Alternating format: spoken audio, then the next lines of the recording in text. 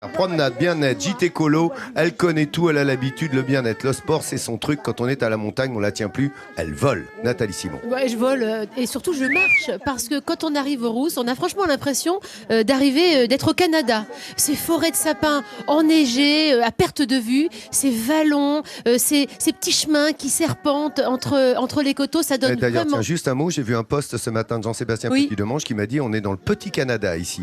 On salue tous nos amis de Facebook au passage Mais sur c'est le Vision vrai, France officiel. c'est vrai qu'on a cet émerveillement qui nous prend, c'est magique. Alors on a juste envie, enfin en tout cas moi, de chausser des raquettes évidemment et de partir dans cette nature qui est vierge, qui est paisible. Oui, le Jura, c'est le lieu idéal pour randonner aux raquettes. Ici, autour des Rousses, c'est pas moins d'une 50aine de kilomètres balisés qui vous attendent.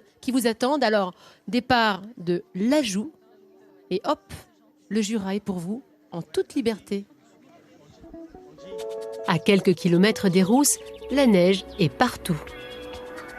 Le soleil est au rendez-vous et les skieurs de sortie.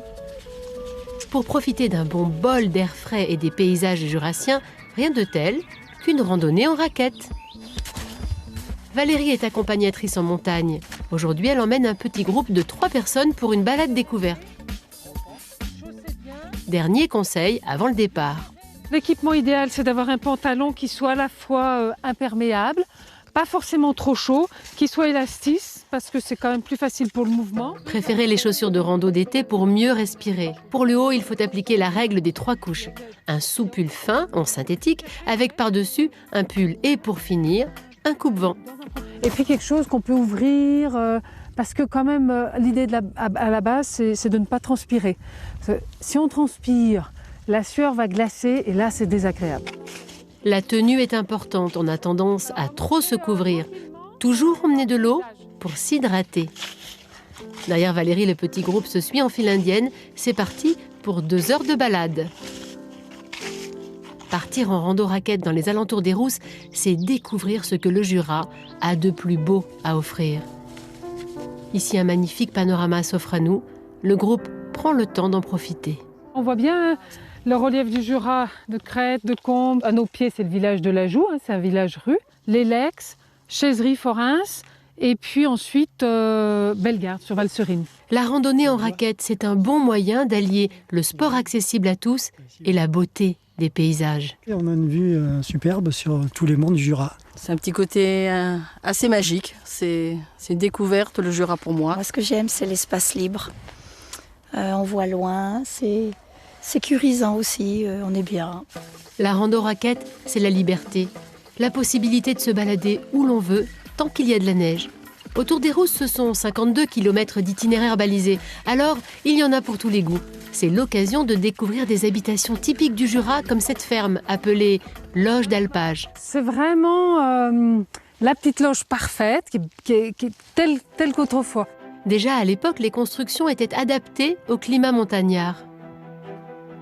Le toit qui s'arrête quasiment à ras du mur pour éviter que le vent ne soulève le toit. Et après plus de 2 heures de marche, les randonneurs sont ravis. Je peux aller à droite, je peux aller à gauche, sentir cette liberté aussi de mouvement. Il n'y a pas de barre rocheuse, pas d'avalanche, on va où on veut. Et ça, c'est une notion qu'on a très rarement en ville, qu'on a très rarement même l'été, parce que l'été, on est canalisé par les chemins. Il y a vraiment qu'à raquette où on peut vadrouiller, vadrouiller. Il n'y a pas de chemin, il faut cheminer, il faut trouver son itinéraire. 17 heures. La balade est terminée et le petit groupe a rendez-vous dans ce gîte. Ce n'est pas un gîte comme les autres. Valérie en est la propriétaire.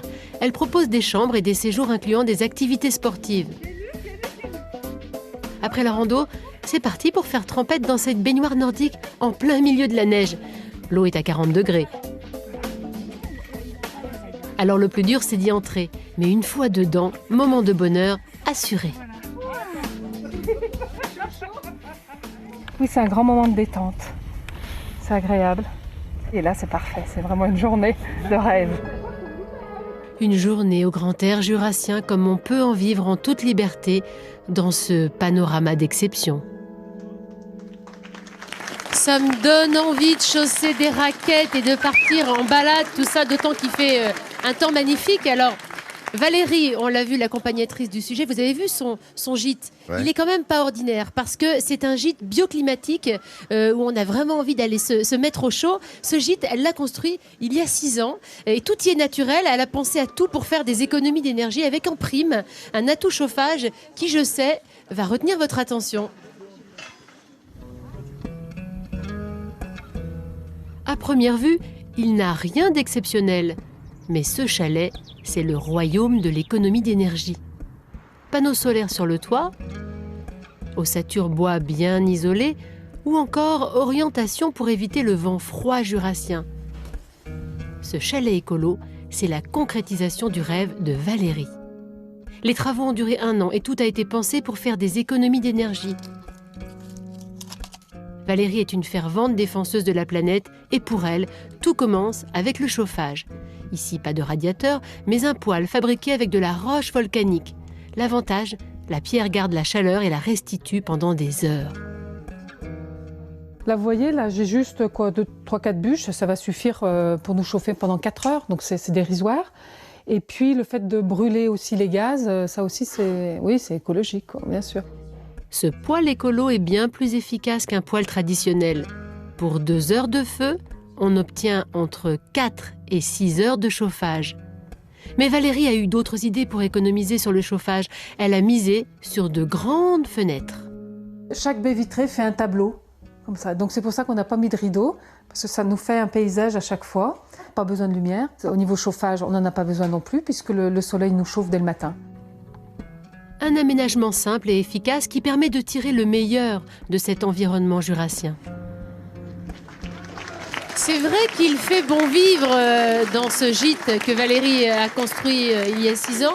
C'est intéressant quand même ce poêle qui est construit en roche volcanique parce que c'est une vraie belle idée. Il se trouve, on peut revoir quelques images, voilà. Je trouve que, en plus, c'est assez sympa. C'est une touche un petit peu écolo évidemment, mais je trouve que ça s'harmonise bien, oui, avec le bois. Ça donne juste envie d'aller y mettre ses mains. Bah, tiens, voilà, tu penses que nos randonneurs qui se sont un petit peu gelés quand même toute la journée, même s'ils dépensent de l'énergie, c'est ça aussi, le ski, les vacances à la montagne. Oui, midi en France, mais les vacances à la montagne, c'est cette espèce de jouissance d'un espace de liberté et ensuite cocoon à l'intérieur d'un chalet. C'est le bonheur. On regarde la télé nue sur des peaux de bêtes. Hein. C'est connu, hein. Bien sûr. C'est tout le monde fait ça, c'est pas vrai? Ouais, bah tiens. Oh, ça, c'est un truc des rousses. Ça, c'est les rousselons, ils sont comme ça.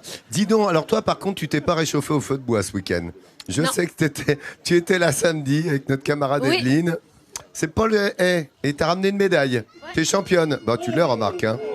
Avant les JO, dis donc. Et je vais faire ma crâneuse. Parce que j'ai été dans un des événements les plus populaires de Franche-Comté qui s'est déroulé, tu l'as dit, ce week-end, c'était à Périgny. C'est la percée du vin jaune. Plus de 43 000 personnes exactement sont venues pendant 2 jours pour cette 18e percée du vin jaune. Regardez le monde qu'il y avait. Alors moi, je suis là, au bout du... On était nombreux. T'as les moustaches. Nombreux, c'est moi, avec les moustaches. Je me suis déguisée en Vincent.